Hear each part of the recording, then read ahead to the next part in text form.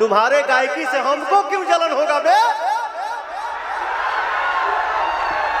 ते गाओ मत गाओ, सुपरस्टार बनो से हमारा क्या फर्क पड़ेगा?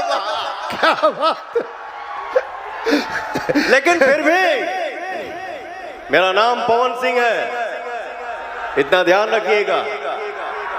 दोस्त है, दुश्मन है, कुछ भी है, बट आपके साथ मेरा दुआ है कि भगवान आपको दुनिया का सबसे बड़ा स्टार बनाए।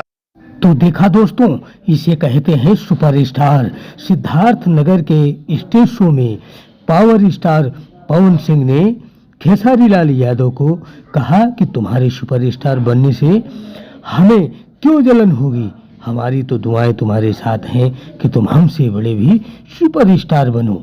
इसी प्रकार से पहले पवन सिंह खेसारी लाल पर बहुत ही गरजे, उसके बाद में अपना आशीर्वाद दे करके खेसारी लाल यादव को अपनी तरफ से दुआएं दी।